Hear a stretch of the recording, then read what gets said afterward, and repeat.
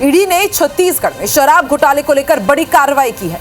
पूर्व सीएम भूपेश बघेल और उनके बेटे चैतन्य बघेल के ठिकानों पर एक साथ छापेमार कार्रवाई की गई और इसके चलते पूरे छत्तीसगढ़ का सियासी पारा बेहद हाई हो गया है। कांग्रेस जहां इसे विधानसभा सत्र के दौरान विपक्ष की आवाज दबाने की कोशिश बता रही है, तो वहीं बीजेपी इसमें खुद का हाथ होने से इंकार कर रही है। देखिए पूरी रिपोर्ट।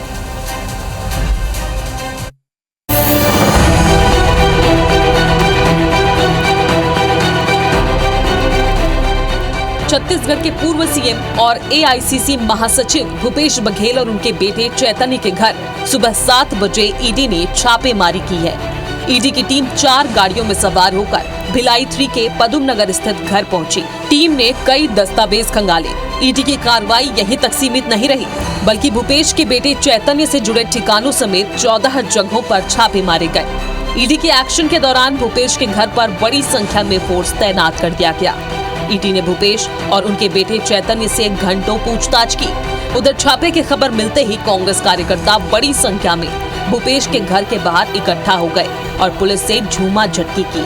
छापे के दौरान भूपेश बघेल ने एक्स पोस्ट कर ईडी की कार्रवाई पर सवाल उठाए। भूपेश ने लिखा, 7 वर्षों से चले आ रहे झूठे केस को जब अदालत में बर्खास्त कर दिया गया, तो आज ईडी के मेहमानों ने पूर्व मुख्यमंत्री कांग्रेस महासचिव भूपेश बघेल के भिलाई निवास में आज सुबह प्रवेश किया है।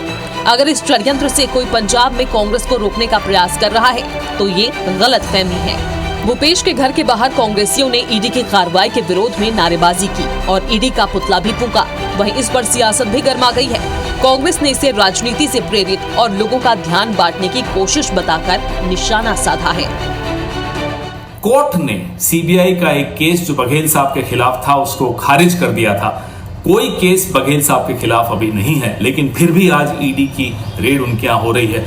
जो भी हो, भारतीय जनता पार्टी का एक अंग बनकर आज ईडी जिस तरह की काम कर रही है, ये भूला नहीं जाएगा, हम भी याद रखेंगे। पंजाब के 37 विधायक दुबई गए हैं और वहाँ कांग्रेस के पक्ष में कोई सरकार बनाने का माहौल बन सकता है, तो ये कार्रवाई आज क्यों?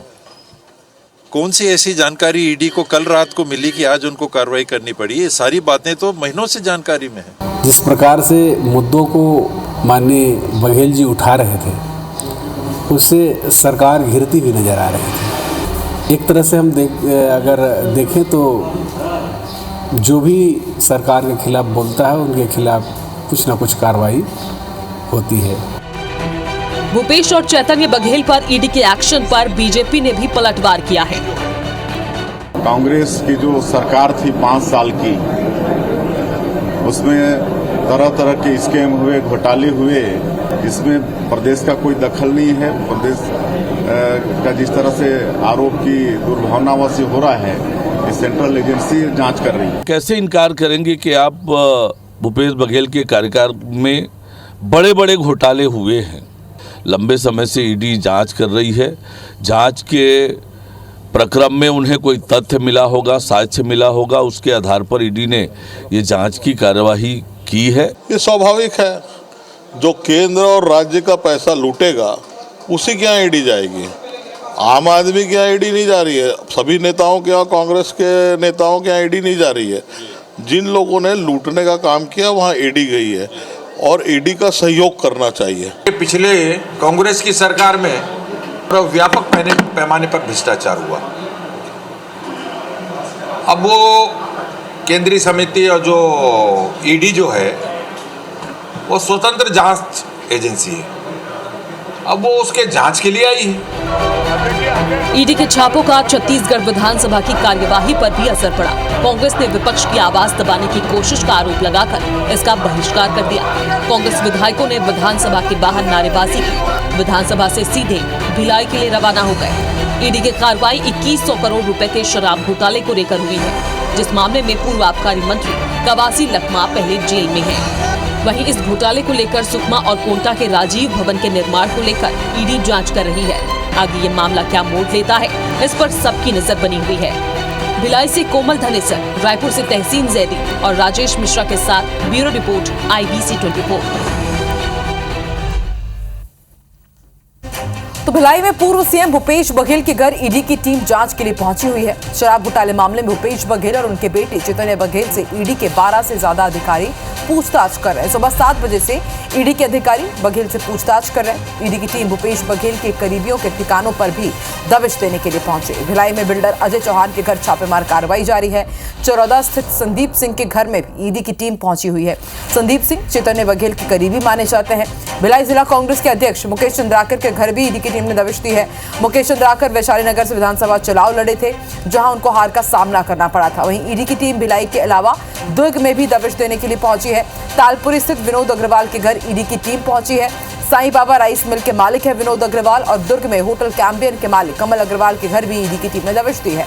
दुर्ग में सहेली ज्वेलर्स पर भी ईडी की टीम पहुंचकर छापेमार कार्रवाई कर रही है। सहेली ज्वेलर्स के संचालक सुनील जैन के निवास पर ईडी ने छापेमार कार्रवाई की है। दुर्ग के पोटिया स्थित द्वारिकापुरी में राजेंद्र साहू के घर भी ईडी के अधिकारी पहुंचे हुए हैं।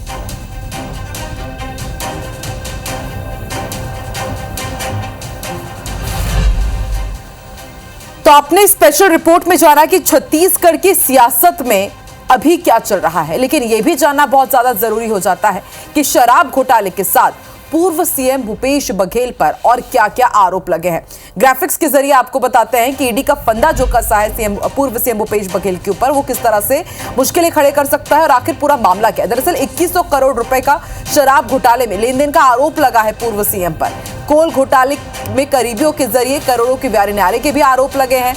ये ही बस नहीं, बल्कि डीएमएफ घोटाले में भी करोड़ों की हेराफेरी के आरोप है। सीएम की कुर्सी बचाने के लिए कांग्रेस नेताओं को करोड़ों रुपए दिए गए, ये भी सनसनीखेज आरोप लगे हैं पूर्व सीएम पर। बेटे चैतन्य बघेल के जरिए कई जगह पर निवेश किया गया है। महादेव सट्टा ऐप घोटाले में भी भूपेश बघेल आरोपी बनाए गए हैं। 112 और 108 गाड़ियों के ठेके को लेकर के भी आरोप है पूर्व सीएम भूपेश बघेल पर।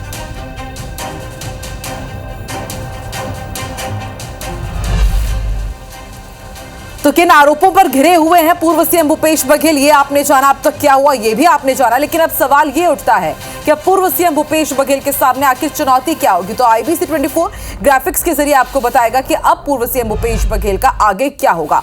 तो देखिए, पहली बात ये कही जा सकती है कि राष्ट्रीय राजनीति में भूपेश बघेल का असर कम हो सकता है, क्योंकि अभी उन्हें एक बेहद बड़ा पद दिया गया है। जांच एजेंसी के सामने अब उन्हें बार बार जाना होगा, क्योंकि उन्हें समन भी जारी किया जा सकता है। और एक और बड़ी बात वो ये कि अदालत के अब उन्हें बार बार चक्कर भी लगाने पड़ सकते हैं। और यदि आरोप जो इनके ऊपर गंभीर लगे हुए हैं वो सही सिद्ध हो जाते हैं तो उन्हें जेल भी जाना हो सकता है, उन्हें हिरासत में भी लिया जा सकता है और जनता के सामने आरोपों पर सफाई देना होगा, वो अलग।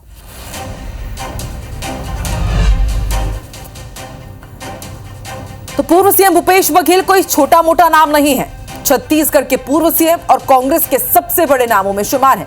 ऐसे में छत्तीसगढ़ की सियासत में इस रेड के बाद बड़ा असर भी पड़ेगा, और वो क्या होगा IBC 24 अब ग्राफिक्स के जरिए आपके सामने ये तमाम समीकरण भी प्रस्तुत कर रहा है। तो छत्तीसगढ़ की सियासत पर क्या असर होगा, देखिए TS सिंहदेव जो कि डिप्टी सीएम रहे हैं, उनके कद में बढ़ोतरी होगी ये माना जा रहा है। इसके साथ नेता प्रतिपक्ष चरणदास महंत और जो दूसरे नेता हैं जो कि दिग्गज माने जाते हैं छत्तीसगढ़ की राजनीति में, उन्हें भी मौका मिल सकता है। और भूपेश बघेल की किचन कैबिनेट जिनके खास हैं, करीबी हैं, वो हाशिए पर जा सकते हैं और खुद की राजनीति के लिए भूपेश बघेल समर्थक उनसे दूर भी हो सकते हैं। और ये भी कहा जा रहा है कि हो सकता है कि आज के छापेमार कार्रवाई के बाद यदि आरोप सिद्ध भी हो जाते हैं तो कांग्रेस में भूपेश बघेल अलग थलग भी पड़ सकते हैं।